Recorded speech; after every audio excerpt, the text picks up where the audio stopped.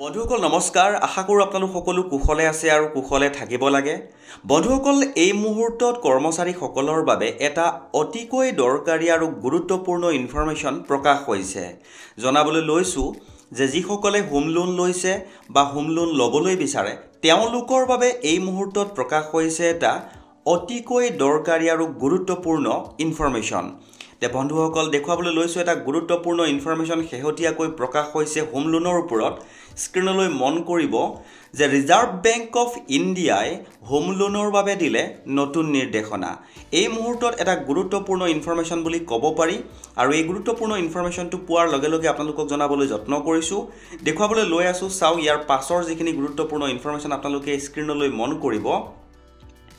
এতিয়াৰে পৰা home loan লোৱা সকলে পাব বিশেষ ৰেহাই এটা গুৰুত্বপূৰ্ণ ইনফৰমেশ্যন বুলি ক'ব পাৰি যিসকলে হোম লোন লৈছে বা হোম লোন ল'বলৈ বিচাৰে তেওঁলোকৰ বাবে এই ইনফৰমেশ্যনটো হ'ব এটা অতিকৈ গুৰুত্বপূৰ্ণ ইনফৰমেশ্যন কাৰণ এতিয়াৰে পৰা আৰবিআইৰ নতুন নিৰ্দেশনা অনুসৰি হোম লোনত পাব এটা বিশেষ ৰেহাই তে বন্ধুসকল দেখুৱাবলৈ লৈছো এটা গুৰুত্বপূৰ্ণ ইনফৰমেশ্যন আৰু আজিৰ এই ভিডিঅ'ৰ জৰিয়তে এই গুৰুত্বপূৰ্ণ ইনফৰমেশ্যনটোৰ সম্পূৰ্ণ সবিশেষ যিমান পাৰো কম সময়ৰ ভিতৰতে আপোনালোকক জনাবলৈ যত্ন কৰিম স্ক্ৰিনলৈ মন কৰিব এটা গুৰুত্বপূৰ্ণ ইনফৰমেশ্যন অৰ্থাৎ এতিয়াৰে পৰা ভৰিব নালাগে এডিশনাল চাৰ্জ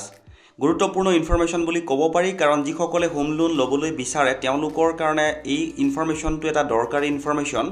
কাৰণ ৰিজাৰ্ভ বেংকৰ শেহতীয়া নিৰ্দেশনা অনুসৰি এতিয়াৰে পৰা হোম লোন লোৱা সকলে ভৰিব নালাগে এডিশনাল চাৰ্জ তে বন্ধুসকল ইনফৰমেশ্যনটো সম্পূৰ্ণ সবিশেষ দেখুৱাবলৈ যত্ন কৰিছো আপোনালোকে স্ক্ৰিনলৈ মন কৰিব এটা গুৰুত্বপূৰ্ণ ইনফৰমেশ্যন হোম লোনৰ ওপৰত প্ৰকাশ পাইছে আৰু হেডলাইনটো এনেকৈ প্ৰকাশ পাইছিলে দেখুৱাবলৈ যত্ন কৰিছো চাওক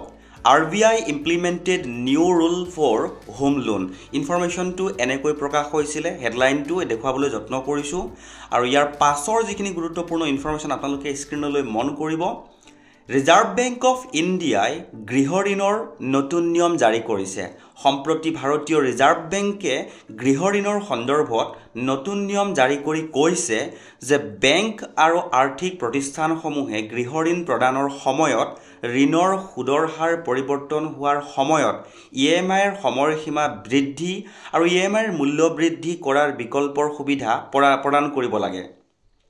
এনেদৰে কৰিলে গ্ৰাহকসকলে অতিৰিক্ত শুল্ক অৰ্থাৎ এডিশনাল চাৰ্জ দিবলগীয়া হোৱা পৰিস্থিতিৰ সন্মুখীন নহব তে বন্ধুসকল এটা গুৰুত্বপূৰ্ণ ইনফৰমেশ্যন মই পোৱাৰ লগে লগে আপোনালোকক জনাবলৈ যত্ন কৰিলো আৰু আগলৈকো যদি এনেকুৱা কিছুমান গুৰুত্বপূৰ্ণ ইনফৰমেশ্যন আপোনালোকে পলকতে পাই থকাটো বিচাৰে তেনেহলে চেনেলটো সাবস্ক্ৰাইব কৰি হাতত ৰাখিব